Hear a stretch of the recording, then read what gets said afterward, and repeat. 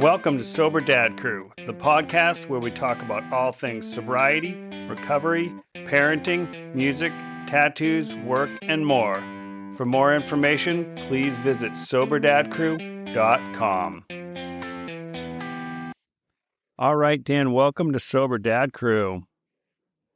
Happy to be here. This is actually fun that I reached out and I was just adamant because I'm actually at over 1 year.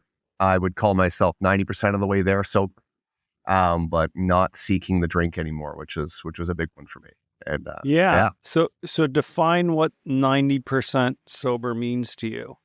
I've gone on 2 camping trips where I've been isolated with friends where I haven't been able, it's in a good place to be drinking because I'm around other people who are drinking and I'm not around the public. I'm not around it's not that I was a menace in any way, but it's just that I wasn't overconfident and trying to wheel and deal with someone. I wasn't trying to go back to work or I wasn't trying to get behind the wheel. I'm on an island or I'm in Algonquin Park or I'm up in Killarney and these places in Canada where you can go camping, canoe camping, and there's nowhere else to go and you're with a bunch of friends that can keep you safe too. So yeah, I definitely had a lot of odd experience. Not even odd. It's just never really knew I had a problem till woke up to the world of drinking and a corporate setting, and realize it's a problem. 100%. And we're going to dive more into that. But just before we go too much further, can you kind of just let folks know just a little bit about you for context? Yeah. So I was in the beer industry just under 10 years. Obviously, the craft beer boom was a huge one, and I just hopped on the bandwagon.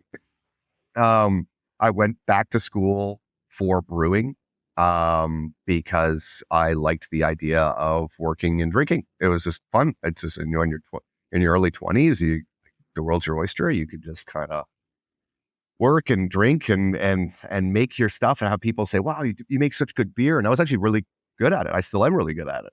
I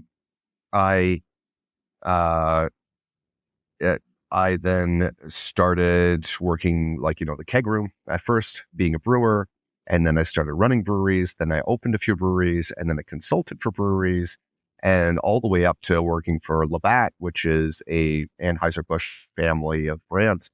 And I got senior manager of craft beer and many other things.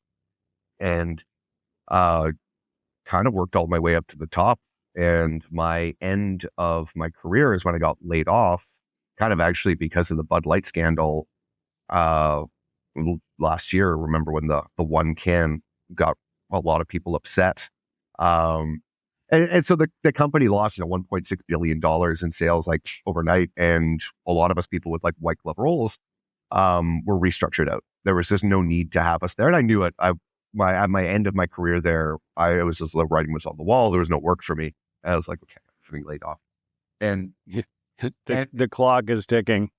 Yeah, exactly. And use up your beer card, it's going to happen.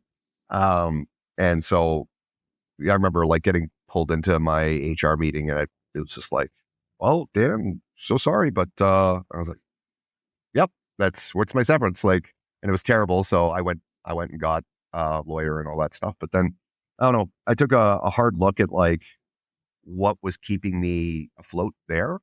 And I looked back at the full year or my whole tenure in the beer industry. And I don't think I'd gone a week without having at least a beer a night. I think maybe 4-day stretch of being sick. And I was okay, I got to take a break. But beer was always accessible. If I wasn't making it myself, I was getting it from clients or friends. I was getting it with a beer card, or it was supplemented by my company because it was a business expense. I was drinking, I was tasting, I was evaluating, I was doing taste panels, and there was always a buzz happening. And I couldn't tell you if it was for the need for calming myself down, or beer at the end of the day. But this is that whole working alcoholism, right? If you don't think it's a problem, everybody just kind of knows you as that guy. I was never a 7, 6, 8 beer type of guy. but I was definitely like, all right, before we do anything, I need to have my beer. I need to have two. And then, I started going beer and weed because weed became legal in Canada. And then, I tapered that off, but it was always just kind of like, I need that buzz, or I need that edge taken off. And Yeah, that's what I I realized. call it the medicine. I was the Yeah, medicine wine drinker. you're 2, 3 glasses of wine, mask just to all the calm other down. stuff. Couple Yeah, more context questions, and then we'll sure. really dig in. So, how many kids do you have?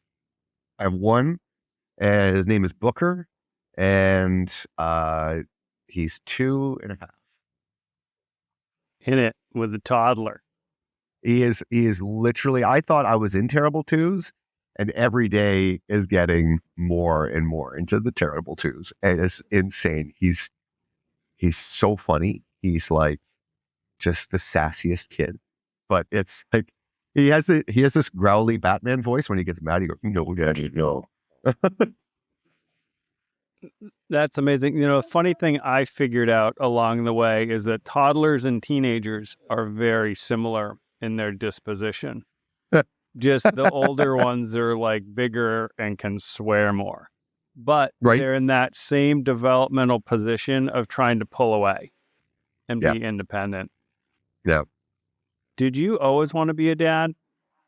Oh, yeah. Since I was a kid, I always wanted to be a dad. Like I knew that it was going to happen. Yeah, I was that way too. So I get that. I like this question because not everybody says yes. So it's interesting. Yeah. No, it's like I'm a very paternal type person. I like, leadership capabilities come in many ways, but I'm very much a dad to a lot of people too. Like people come and rely on me for like shoulder to cry on type of thing. So, having a kid, it's the exact same. Last night he woke me up 1 a.m. He says, "Daddy, I want a waffle." I said, "Absolutely. I'll get you that waffle." And like I mean, it's a fucking waffles are good. I put it in the toaster. I just put it. It's Eggos from Costco. And then he's like, "I'm just sleep." He's like walking, and he's like holding his waffle. And then he's like, "Daddy, sit." And then so I sit down, and he sits on me. And then I just hear him just like crunching away at his waffle, slowly falling back asleep. And then he starts to snore. And I just like loved that moment of just like being able to hug him and like enjoy being around him, where he's just like just being himself. He's just being a kid. Yeah, and I think what I like about that story is it's so easy as a parent to feel like, oh, you woke me up. Yeah. If you flip what feels like an inconvenience Yeah. into actually an opportunity, right? It's like that was a little bit of showing you're there, you're reliable, you're going to meet needs because he's little, like all that little stuff. Yeah. But I've always said, like, you're setting the stage with that when they're 2 and 3 and 4. So when they're 14, 15, and 16, you've actually showed them that you're reliable and available. Yeah. They probably don't need you to get them a waffle in the middle of the night, but maybe. I do have a kid in my house that's like, I need a glass of milk. I'm like, you really are old enough to get that glass of milk? And it is annoying sometimes, and I love her. But sometimes it's like you could get out of your bed and actually go get your glass of milk. Yeah. So let's, sort of circle back to where we started, kind of what were those moments that led up to, getting sober. It is interesting to work in the alcohol industry, and I've had other guests that have also pivoted out of that, but it's harder, right? Yeah. And maybe even beer more than wine has this like notion of being the beer guy and the craft beer guy. I mean, there's probably more breweries, right, than wineries in this country. I'm in upstate New York, and New York has, farm wine and farm beer laws that, so we have tons here. But I think there's like everywhere you go, there's a craft brewery. Well, they're closing now. They're all closing down because nobody gives a shit about craft beer anymore. Hate to say it, but like, man, well, what a weird wave of like 15 years of like, let's all party and get drunk. And then they forgot that people get older and people don't actually like want to drink as much anymore. So the access to your 9% IPA is like, nobody gives a shit. Everybody wants like light lagers. And as you get older, all those calories. Yeah, I know. Yeah. You do not I can't, shed the weight. You can't drink like you're a 20-year-old when you're in your 40s and your 50s. I mean, you can see who is doing it. and it's terrible. I've got friends who still do. And I'm just like, and some of them are parents, some of them aren't. But like, I don't know. I just can't. A good time for me isn't waking up with a hangover or having to plan out my electrolytes like 10 hours before I start drinking, like it just doesn't, or like making sure that I have a water between each drink and then going to the bathroom 18 times. Like it's getting too old. Right. And then worrying about driving and all the stuff. Yeah. I mean, it's nice to go out and have a nice meal and get in your car and drive home. Yeah, exactly. And not have any worries about that. So you're working craft beer, you talked about how, maybe 4 days when you were sick, you didn't drink. Like, what were those things? And I get it that corporate America or, you're in Canada, but the corporate world is still super like tied in to alcohol, even if you're not in that industry. Like happy hour still a thing, and frickin' COVID workplaces were doing like COVID happy hours. I'm like, encourage everybody drink alone at home. Cool. Yeah, good, exactly. That's good. Take out, fucking take out wine and spirits in New York. Yeah, and like it got worse, like because we got all of our craft breweries all of a sudden overnight started delivering to your house, free delivery, same price that you'd pay if you went into the retail store. So you've got like a new way to get easy booze, and you want to support local, right? Because you've always got an excuse. You got your support your local brewery. You've got it's better ingredients for you. Well, you've got these fun hops. Oh, I got to try it. They've launched a new thing. Like, oh, I want to support this band that's going there. It's like, is that necessary? Like, I don't know. It's a vice. Everybody needs to recognize it as a vice, and it was a vice for me. It's like you were saying, it's the medicine that like, it's in the fridge and I could reach for it. So I'll get it. I'm not going to get a glass of water because that's an extra step. I have to get a glass. Oh, I get a glass. I just want to drink out of the can. I mean, you could have drunk out of the tap, but, be like straight up. But then I got to twist. But that's too action. I got to open the faucet. And then I got to close it again. And then bend your old neck down to the faucet. That you could get stuck in that position. I just had the yawn cramp right before I got on the call. When you yawn and then right under here gets stuck and you're like, Yeah, I get the pinches. It's like old man gripe, like the pinches in my shoulder, because I got a desk job and I can stand at my desk, but it's hard. I do a lot of writing and it's hard for me to write standing. I don't know what it is. It's a weird disconnect. Well, because you got to kind of lean. Yeah, I don't know. It's just weird. It's just weird. I haven't figured it out. Since I need to write, I just sit down and I write. But yeah. So you're in the industry. Was it a number of moments or, you got laid off? Like what, what's the interim flow there for you? What did it impact? It was like in terms of like, what was the impact? Well, honestly, like I had a buddy talk to me kind of like heart to heart, not about like drinking, but just about like my like going to him and saying like, look, like I can't stop being stressed about everything going on at work and this, and I need to have beer and I need to do this.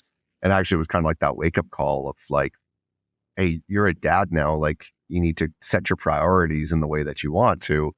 And if your family is a higher priority than your alcohol or like drinking every night, that's kind of your wake up call. Like you don't need to have that. And maybe because we were already talking about like what was happening if he got laid off too. So it was like we all knew we were losing it. Yeah, we all knew we were losing our jobs, and I'm like, fuck, like I'm gonna have to start paying for this shit. No, I hadn't paid for beer, legitimately paid for beer in 10 years. Maybe for like maybe like going out and for dinners and stuff. Yeah, like 2, 3, 4 beers. Like, oh, but the impact was like financial as well. Like when you look at a restaurant bill and you buy, 4 pints at $9 a pop, it adds up. Yeah, And restaurants don't like it when my wife and I walk in. Though it's funny, a bar just opened in the building where my office is, and the company owns the building. And so we went over after work. And actually from like Ithaca, New York, it's not that big. So like I kind of know who the guy who's opening it is because he opened another place.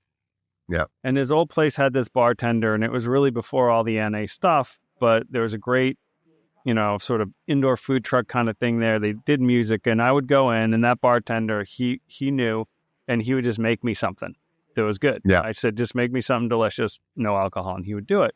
So we go into this new bar, and I ask for the NA menu.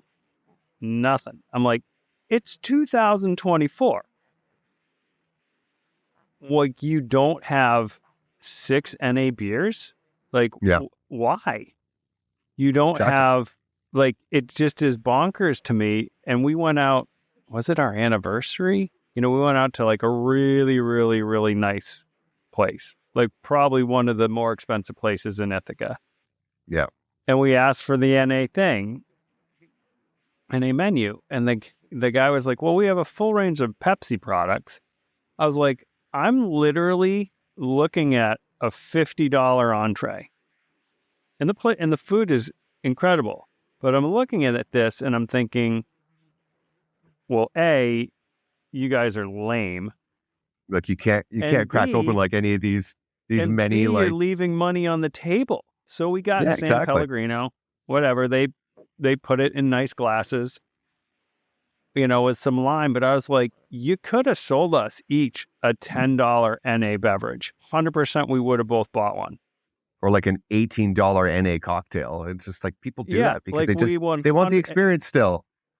Yeah, right. And, I've had a number of people on here, like Chris Marshall from Sands Bar. I don't know if you know him or about him, and the people who run All the Bitter in California. They had worked at the French Laundry, and they now have non-alcoholic bitters, which are incredible. Like, nice. This stuff is out there. I was just like, oh, man. I interviewed the owner of the Empty Bottle in Chicago, and he's a sober bar owner. And he said when they put their full NA menu in place, it grew by 600% in a year. Of course, that pulled away from some of the alcohol sales. You got to try this stuff. This is my go-to now.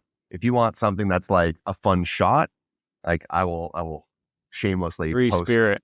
All right. 3 Spirits, the Livener. It's basically a highly caffeinated and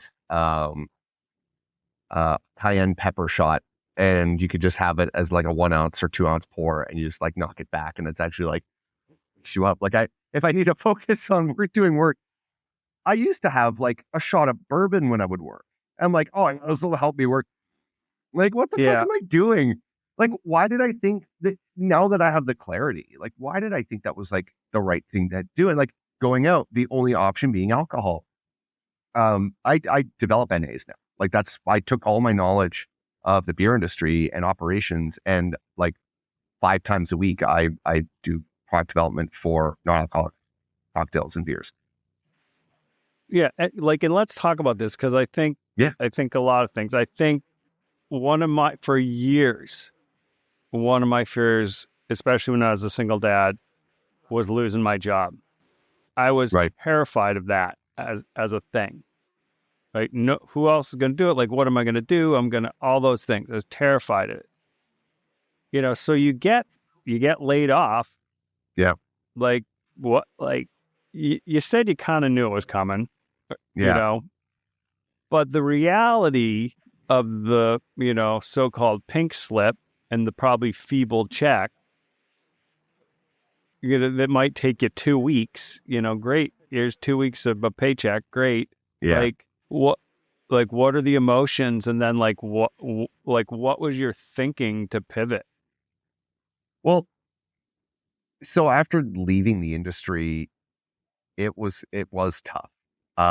My plan was to go back into consulting, number one, because it's what I do best. I'm really good at like doing project management for other people's companies. I've tried starting my own like brewery and all that stuff, and it's a waste of money. Um, so I knew I also wanted to get out of the alcohol industry, knowing that it's time I stop drinking and I need to leave on a high note. And I'd rather leave on the note that like I reached the top. I'm not going to go back and work for a craft brewery anymore because I worked for AB InBev. That's the top. I was there like St. Louis doing teas panels, things like that. Like why would I go back to like someone's dingy little brewery and try to sell hops or whatever? So I took my knowledge, and I knew that I had a lot of knowledge of like manufacturing, process optimization, and recipe development. And I started an innovation company that focuses purely on that. It's called Birdway CPG, Consumer Packaged Goods. And the knowledge that I have from like the 10 years of beverage alcohol to also the 6 years before that in industrial design, I put that all together and said, like, look, we can innovate your food now. We can do anything, cocktails. And if I don't have it in-house, I know someone who can do it for you. And it started slow. I actually partnered with a guy who ended up robbing me of close to $100,000. And that was fine because I was able to just keep my business running. And then we just grew from there. So we're a team of like 8 people now, and we do product development, consumer insights, and we see the trend data. And alcohol is nosediving. Nobody's drinking anymore. So we focus on doing new products. So that's why I have like a bunch of samples from other guys, because we have people come in five times a week saying, I want to do something like a 3 Spirits. Like, how do I do that? And then for me, all I have to do is look at the ingredients label and I can say, I can get you about 95% of the way here, or we can do something. So the knowledge is transferable, and I use my 10 years of learning about a poison, and now I'm applying it for good. Yeah, and it is interesting because I have a 21-year-old, my oldest, and like that generation, and I see it in my office too with younger staff, they are not interested in alcohol. No, I mean, not at all. broadly speaking, they, that is not something that resonates with them. And it's interesting to see older sort of generations in work or other places don't quite know what to do with that. Like people, for years, I just said I didn't drink before I said, sort of came out more and talked about sobriety and recovery. And there were people in the corporate setting. Well, I think part of it was a mirror that reflected back at them and they didn't like what they saw. Yeah. The guy didn't drink and they did. And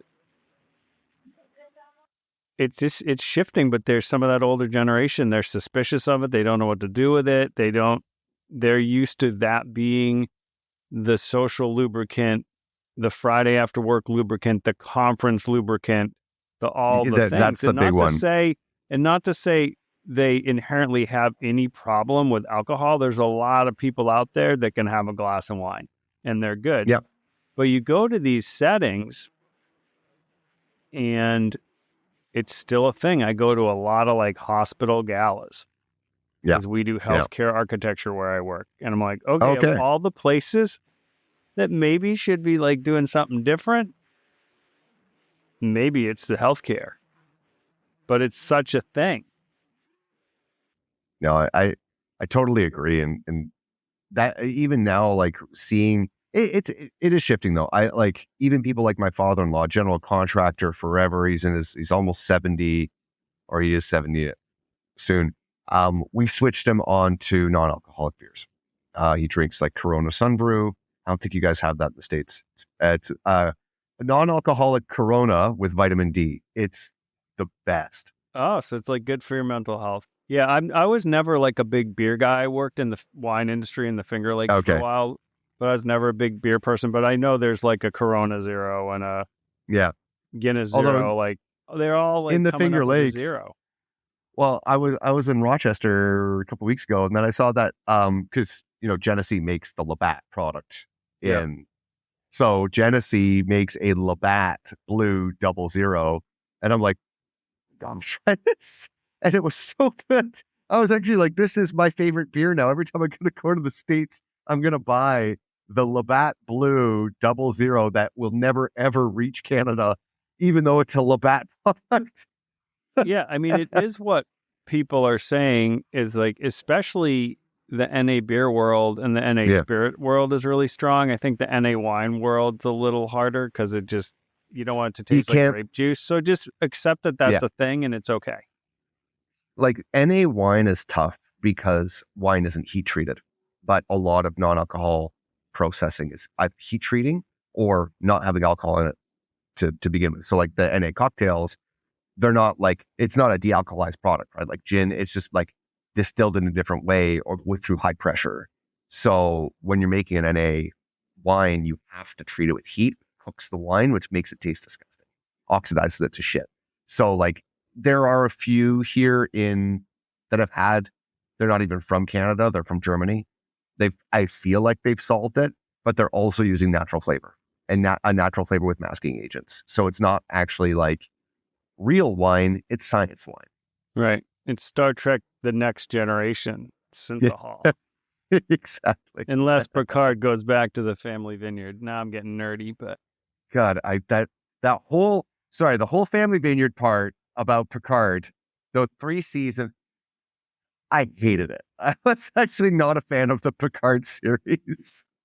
There were parts of it I definitely liked. Like I liked the 7 of 9. We're totally going off, but that's okay. That's fine. Out. Like I thought like the 7 of 9, like being like the Ranger thing was super cool. That was cool. And I would have rather have just seen that as a thing, which I guess they talked about it being a thing. And then she said no, but I would have loved to have just seen that. Yeah. Fat Data. Why do you get fat? Because he's a person. An android. It's an androids get fat over time. Yeah. It's just like, guys, give up. Like, please.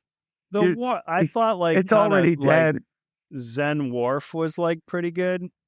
Oh, that was funny. That was actually like pretty good, but yeah, it's cute. I think season 3 was the strongest. Yes, season 1, nobody knew what the hell was going on, and it just ended. Season 2 was, didn't they go in the past? Yes, wasn't that the one they went to San Francisco? Yeah, and then the one guy stayed. You know, It's that funny thing of like, I mean, I'm old enough that I saw Star Wars in the theater. You know, nice. The first one I was 7. You know, and watching those prequels and like wanting it to be this thing, wanting it to be good. And so much of the Star Trek content right now, Andor, strong exception to this, is sort of like, it's just like building on this nostalgia that doesn't work. It's like time for a new thing. Like if you want a great sci-fi book series and TV series, watch The Expanse. The Expanse, holy shit, that was a good one.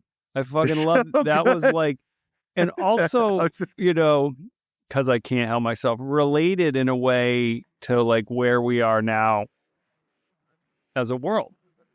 Yeah. Because all of our problems, like Earth became really great. We just shipped all the problems and all out like to the capitalistic tendencies into space. Yeah. It's brilliant. I love The Expanse. I think it's one of the great sci-fi things that's come along in recent years. Also thought the Battlestar Galactica reboot was really, really good until the end. Yeah, I've already felt that way. It's like wah, wah, wah, wah. Like I liked the Stargate. What was the one with the ship that was going across the universe? It was it only stayed for 2 seasons. It was canceled, but it was pretty good. I forget what it was called. Anyways, yeah. You can nerd out. Do that on your nerd podcast. That's our sci-fi thing, which is good. Yeah, I just not sci-fi, but started watching The Lioness last night, which is sort of like a more spy thriller thing on Amazon Prime. But anyway, we digress, but that's exactly what happens on this podcast is we sort of digress as we tell our stories. So I'm trying to think about like how to so you've started this business. Did it grow? I mean, obviously you got kind of screwed by somebody, but was the growth fast? It seems like your timing, you know, sometimes in business, as you said, like there's this moment where everyone was starting a craft brewery. So I feel like now we're in this NA moment. And it's probably going to plateau a little bit at some point. which is like, okay. The thing is about this business that I'm in now, and I've like cut my teeth on the craft beer industry, is that everybody's starting a something food, a blank food, and everybody wants to know how to do it. But I'm always ahead of it because it's manufacturing. It's always comes back to manufacturing. How do you make it? How do you make it consistent? And that's And where scale it. yeah. And how do you commercialize it? How do you brand it? So like I have my counterpart, my VP of brand and insights. She does exactly the same as I do, but in branding. Like she does innovation, she does insights. We get data, we get trend data. We also tell people don't go with this idea. Like that's and we help save people a ton of money by just saying this is really bad. Like we have a lot of clients that come in and they'll pay the money to get like all that data, the research, and like tell them about like the year-over-year growth potential and size of pie and things like that. And then we say like, look, there's nobody doing this. Do you want to spend all your money to educate a bunch of people about, mama's pasta sauce, or do you want to just save your money and do something else? Yeah, I get it. I've had, along the way, because I'm pretty entrepreneurial in, disposition, there's a moment I was like, yeah, I'm going to start like the music venue that doesn't serve alcohol. This is probably 12 years ago, 15 years ago. Ithaca, New York's pretty small. Yep. Even though there's a lot of college students. And I talked to a few people, and it was really clear the market is not there. Yeah. And then I was like, oh, let's start the men's shop with the barber shop in it. And I came to a similar conclusion that people who really are into clothes in Ithaca, New York are not shopping in Ithaca, New York. Right. And then actually the current barbershop I go to did open as a men's shop and then added the barber, and now it's only the barbershop because inventory is expensive. Like barbershop, you don't need any inventory. You just need like people who are like solid at cutting hair and a good vibe.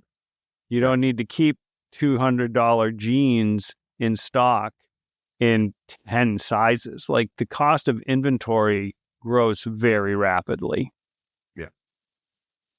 Yeah, exactly. And starting a business too is tough. And a lot of people don't realize that like, unless you can get a grant or like good seed funding or something, it's just expensive. Like don't do it unless you got $250,000 to burn in your first 6 months. Right. Especially anything retail oriented, because also how do you pay yourself? The brilliance of consulting, which I've done some of, is you get the client and get the money and you're applying your skills. Like as soon as you signed a lease and need to like put things in that space, it's a different game. And if you have employees, it's a different game. It is tricky. Yeah. Well, the other thing too, like, and talking about like bringing it back to the beer industry and stuff too, is for a long time in the beer industry and maybe a little bit in the wine industry, but not so much, but like people were doing like fancy spirits and stuff like that. It's like, if you make it, they will come. No matter what, for the longest time, it was like top line growth. Everybody was, you're making beer, you're in a small town, everyone was coming to you. And people were coming from far and wide to try your beer. And then it started like everyone was making the same thing. And then, well, how do you stand out? Well, there's a retail problem, right? That's an inventory problem. Like you're not going to sell unless you've got a superior product. Or you can deliver on a vibe of people coming in the door, and then people just stop showing up. And then you got all this inventory. You've got all this stock of beer that's going bad or raw material that's going bad. And that's why a lot of these craft breweries shut down. Like they're just like, well, everybody's just stopped showing up. We never thought that would ever happen. Look at that. It says internal temp. I'm going to turn on my camera for a second. Wow. We're like, the conversation's so good. We're like causing fire in your electronic devices. I got this like plug-in thing for my camera, and I think I have to return it to Amazon. I think it overheats my camera, but you can still hear me, right? Yeah. Oh yeah. And that's the beauty of this thing, is even if there's a lag or whatever, we're recorded independently. The Finger Lakes winery region is very tourism based. And you Yeah. just saw all these people like throwing up wineries, and they're buying juice from Chile, and it's like Yeah. bonkers. And like, there's just not enough people to Yeah, like exactly. go to all the places to buy all the stuff. And then you're like, I don't know how there weren't more car accidents. People are like Right. going and just drinking and driving. It's like that's your industry. Is you have 100 wineries on 4 lakes, and Yeah. people are just going and going and going and going, and like 6 restaurants. Yeah. It just, so I'm sort of out of touch with that industry now. And with COVID, obviously, a lot of that stuff became challenging if you were a destination. Yep.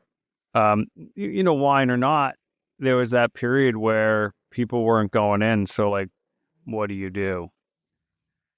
And that's the other thing. Like for the longest time, uh, breweries were millennial safe havens. Like you knew that you would see someone at least your age or around, and for a while too, people were bringing their kids. I have a friend. She's actually divorced, and she had to split up with her husband purely, well, because of his alcoholism too. Like it was just like it was too much for her. And she'd be just constantly get frustrated. Like, why are you bringing our kid to a brewery? Can't you bring him to like a park? Why do you need to drink around him? Like, and that's, I remember, like, I had already quit, but I heard that. I was like, man, that could be me. Definitely. I could see myself doing that. Like, man, I don't know what else to do other than go to a brewery, other than to go drink. That was the thing. It was a social, it was more than just a social thing. It was like, if I'm outside of my house, I better be in a brewery within 30 minutes or a bar or something where I can like get drunk or get at least that buzz and just keep my day going. But as soon as you have a kid, you go from like, oh yeah, I'm a cool guy to like, you're a piece of shit. Like, really, You if you're the might not guy be a bringing your piece of kid shit, to a, but you're not cool. yeah, Well, I like guess if you bring your kid to the bar. if you're bringing your kid to the bar so that you can have a beer, like I remember I did do that once, but it was kind of funny because I brought him to my buddy's brewery. So again, it was like, oh, I'm just gonna go say hi. And I brought my kid. He was 6 months old. And I just had a pint, and I was doing something next door with a 6 month old. So I was like, it was totally fine. But looking back at it, I'm like, no, yeah, I was that guy too. I was just like, what else am I gonna do? I'm gonna bring him to a brewery, because I don't know how else to have fun. I think that now I've really learned like, oh, my spare time can be used doing other things, even just catching up on sleep. I actually, a lot of parents complain about how they don't sleep. I go to bed at 8, and to be able to anticipate waking up at 4 in the morning sometimes, it's great. Like I used to, oh, great, he's gone to bed. Now I get to have a beer. Now I get to have a glass of wine, or now I get to make myself a cocktail. And that was when he was like 0 to like 1.5. And Yeah, the yeah, freedom to not have like your clock and your calendar yeah, set around intaking toxins is really strong. yeah. So, how did this impact? Like, how are things with your wife and all this? Like, are you a sober? How and does she drink? Like, No, she worked in the alcohol industry too. But she didn't really take to it, right? Like she wasn't the first one opening a beer. I was always the one offering it. There we go. Now it works again. Let's see if it overheats. She's the first one offering, or I was the first one offering it, and she'd have it. She'd have a half a can of beer, and then would be like, "I'm done." And then I'd be like, "I'll finish it. Hand it here." Like, why would you waste it? Why would you waste a good beer? Go pour it down the drain. And yeah, um, sinful. right? Alcohol abuse, we would call it at home. Yeah, probably fucking clean the drain good though. It's like how Depending you on can which, use Coca-Cola to unplug clogs in a sink. I'm like, I don't want to drink that. no, like, depending on how many IPA hops you got in there, your Citra, your Mosaic, and all of that. But no, it was worse. We used to have a term at home, like one drink Dan, one drink Mel. It was like as soon as we'd have like that first drink, like we were never nice to each other. Like, and I don't know a single a single couple that are like good drinking buddies. I haven't met them. I actually know. I digress. I got one friend who I think him and his wife are great. No kids though, and that's totally fine. But everybody else, as soon as alcohol gets in the mix, fights, butting heads, like disagreements, all the dirty laundry comes out. It's the same with us. And it was like, it's not like we mean to. It's just that it's so much easier to get upset when you're at that level too. Your voice, your tension goes higher. But now, like without drinking, it's not even like, oh, thank God Dan's not drinking anymore. I can, I don't have to get mad at him anymore. It's just like things don't really matter as much. Whereas Well, like you when we were let things drinking, go. You don't yeah, bring them up. I mean, my wife, we met when we were both sober. So that's like, totally foundational for us. Do you think, I mean, your kid's little, but do you yeah, think he's noticed a difference? I'm definitely there more often. I think he was too little to know, but like I kind of like when he became a real person, I think he realized I was there, you know? Like I've been present in his life since I got laid off, and that was right around the time that he was like walking and starting to chit chat and starting to ask about daddy, and like I'm number one in his life. I love it. Like it's so important to me, and like I would hate it if he was like asking for me and I was Yeah. hungover, or asking for me and or if there was a real problem and I was drunk or just sobering up or whatever. Like, could you imagine he choked Yeah. on Well, something? and you think about that, like, I've had a kid break an arm. I've had a kid with an appendicitis. Yeah, Like earlier today, my 17-year-old calls. She's like, "Oh, I got a flat tire." And then it's like, "Oh, wait, no, you need new tires." And like, obviously like the middle of the day. So hopefully I wouldn't have been drinking even back in the day. But, just that clarity of yeah, thought to like take the issue on the table clear headedly and address it and come absolutely. up with thoughtful constructive answers.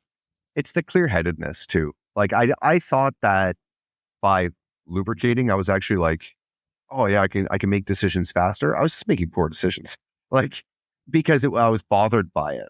Now I can think a lot clearer, and I can like, especially with a year later, like I noticed the cleanup time alone for me was the big one. I got sick, like I ended up like not sick from not drinking, but just like I didn't realize that by drinking so much all the time that my immune system was completely shot, and I was recovering from that last year, like from September, daycare colds or whatever. Yeah. Um, Yeah. Kid like crud. It's real. that's it. And like I was just sick nonstop.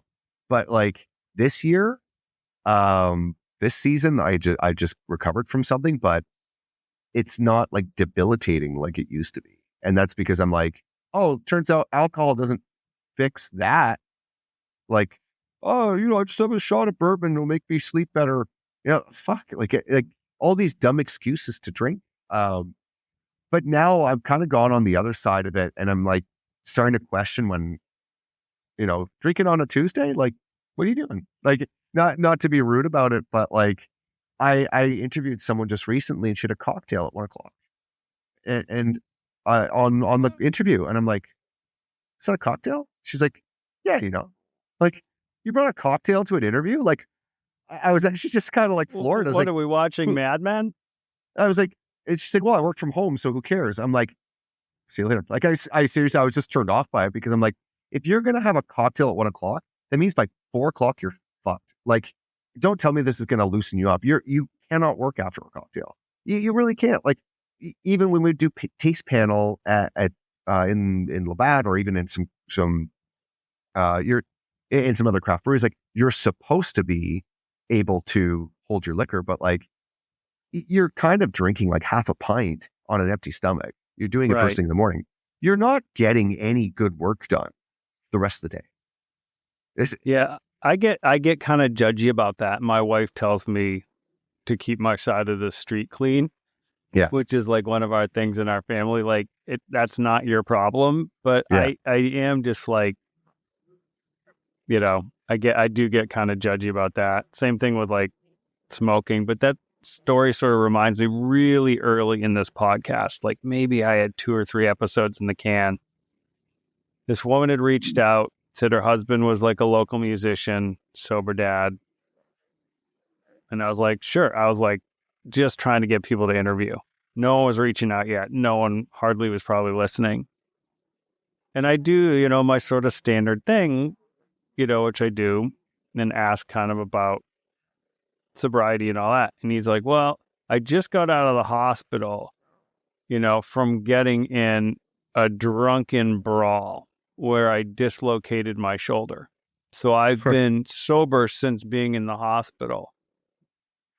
And because I'm too nice, I did the fucking interview and then just never did anything with it. I was like, well, that was a waste of an hour. I should have just been like, I'm sorry, you clearly aren't understanding the spirit of the show. Pun intended. Yeah,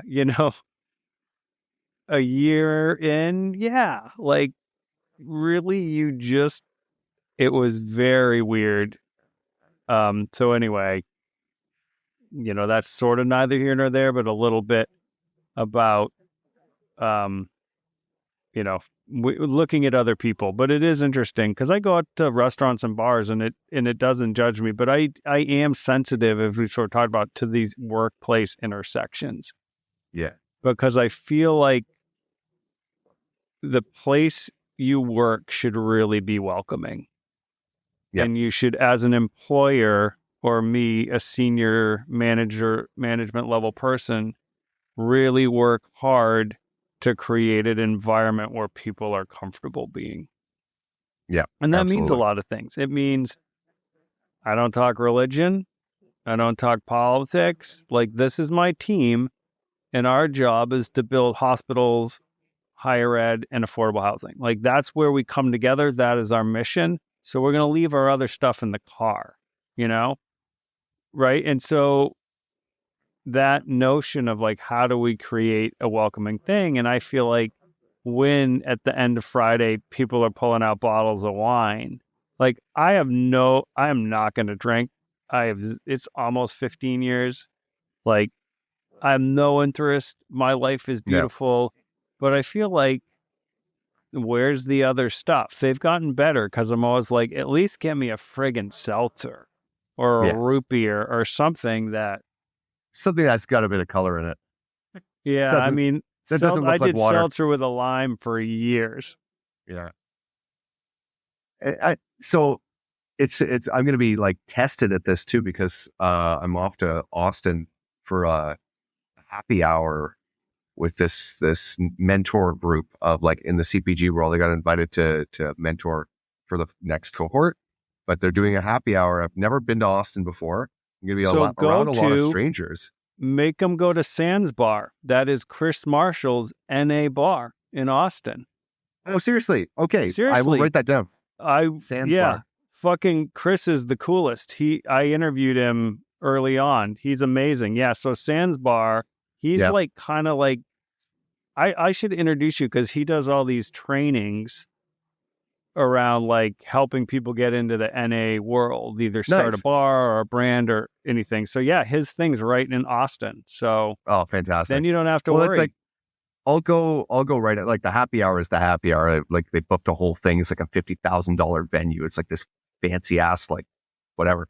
But like, I hope they have non-alcoholic options there, because if I'm working in an industry where it's all about innovation, and I go to this thing and they have like Coors and Bud Light, I'm not going to have a lot of respect for these guys. Well, can you say that in advance to the organizers? I feel like I should let them know, like, hey, what are the non-alcoholic options? Yeah, like it's important to me to have NA options. Yeah, and it's important for us to have NA options, because, like, just what you said about, if we're really being innovative, this is not Mad Men 1960. Yeah, exactly. Right? It's not. Although it is, my assumption is that it's because it's Austin and we're around a bunch of millennials and like Gen Xers. There's probably going to be actually the fanciest of non-alcoholics. Like, I've had the like non-alcoholic kombucha champagne. I was like, wow, this is actually kind of nice. Wow, the aroma on this kombucha champagne only smells a little bit like mud. It's a I hate kombucha, $28. so I'm always railing against kombucha because I'm like, Yeah, it's like dirty water. But it is. And I worked on a project where I had to get a masking agent for a kombucha to get rid of the stinky feet smell, which is isovaleric or isobutyric. But it's the smell that kind of gives it that pukey kind of grossness a lot of people are turned yeah, off by. So like, well, what can we buy that how can we make kombucha into seltzer? basically you kill all the good stuff out of it? Just buy seltzer. It's seltzer. But like I'm on the road a lot again now, but when I was on the road before in the beer industry, yeah, like the same thing you're saying, like one beer, I would go for a sales call, a technical sales call. Here's a pint before we start working. Great. And then, all right, well, I guess I've got to drive to the next 3 appointments. Beer, 1 hour of driving, beer, 1 hour of driving. And like, holy shit. Well, you got Like, to sober up how on the dangerous drive, is that? Exactly. right? Like Um, that's good. it was dangerous. I did that for 4.5 years of technical sales. And it was like, and I had other colleagues that I did have one colleague who went a little too far. But yeah, I didn't, I, it didn't suit me anymore too, like that whole world. But then when I went over to the corporate beer side, it's the same thing. Like people are drinking, there's hush hush drinking happening, and like nobody's really talking about it. Nobody's addressing it, but they do have stronger policies. At least they have stronger policies in the corporate world, whereas like the craft beer world, like who fucking cares? People are getting Yeah, there's drunk. no You're getting behind policies the because wheel. they're all independent business owners, Yeah. and they don't have HR, and they don't really have to worry about somebody sexually harassing somebody at work. I Oh mean, man, they that was sort of do, but not in the same way that a big corporation does. yeah. Well, and that was like such a huge thing that happened in the craft beer world too. Like the sexual harassment, uh, like exactly like you said, like nobody was keeping these guys in check. People were getting drunk, white guys getting drunk Yeah, and it's white accosting bros. white bros who just like started breweries because they want to get drunk. I used to be a banker and I have all this money and I'm going to start a brewery and I'm going to party. It's going to be the best. And like, fuck, I just stopped being part of those people. Yeah. But like my whole friend group is kind of like not disappeared, but like I actually did a talk at one of the beer conventions recently. And like even just smelling some of the beers, I was like, why was I into this? Like I kind of hate this shit now.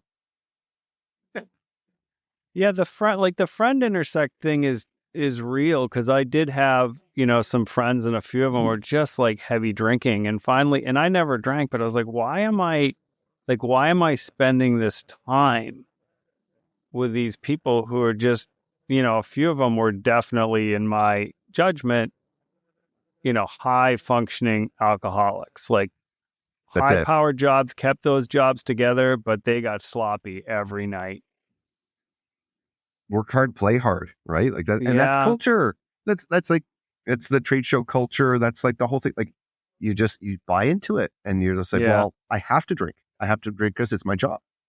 I have some Yeah. friends from Labatt too. I would definitely say like have a way worse drinking problem than I ever had. That like are totally functioning like adults, older than me, who admit like, yeah, I spent all night. I had like 18 bourbons of this, and then I had one of these. I had 7 joints, and then this and that, and they're like there the next day, and you'd be like, I I and don't it's a even know. Tuesday, and you're like, yeah, I have to I work. don't even know how people do that. I don't know. But I've not. yeah, I always say work hard, stay humble. Said Yeah. the humbleness still doesn't work for me. I like to brag a lot about what I Well, do. but part of that being the entrepreneur, you gotta like have your swagger and stuff. Well, this was really cool. But before we finish, I want to Yeah, ask you about your shirt because you're wearing a Volkswagen GTI shirt. Are you a car of course, guy? I'm a Volkswagen Yeah. guy. What do you drive? TDI, the Mark 7 Golf. I got it. You Oh, remember I when had the Dieselgate TDI happened? Sportswagen, the evil. Yeah. I will say that fucking car. I live in upstate New York, and my parents live in Maine. I would fill that car up before the kids Yep. and I went to Maine for vacation. We would drive the car all the way to Maine. We Yep. would drive the car the week we were there. and then fill up. That was like And I will never get rid of this car. And it's like, fun to drive, stealthy. Yep. It's just I'm just a dad in the station wagon, nothing here to see with my, was it a Volkswagen 7-speed manual? I can't remember. Yep. Or is it a 6 or 7? I was like, where'd you go? That car was great. My Golf, like I'm driving to New York City in a couple of days. I'm like, I'm just gonna bring the Golf because I know it's only gonna be half a tank. 700 kilometers, that's nothing. Like I got an oil change recently. I'm like, that's my fucking need. And I bought it after the scandal. So here in Canada, I don't know if it was the same in the States. They weren't allowed to sell the cars to make a profit. They had to break even on the car. And then they had to offer the fix as well. So I only paid for a brand new 2015. I bought it in 2017. Brand new 2015. I paid $23,000 off the lot, and it was worth 42. So those cars aren't alcoholics, right? I mean, they don't binge drink. Yep. Yeah, it's good. Yeah. Well, this was awesome. I super appreciate you taking the time. Awesome. All right. Appreciate it, man. Yeah. Take care. See ya. Thanks for listening. Sober Dad Crew is a DIY project by Stephen Kimball, who writes, edits, and produces the show. To support the show, please review it where you listen to podcasts or visit soberdadcrew.com to buy some merchandise or make a donation.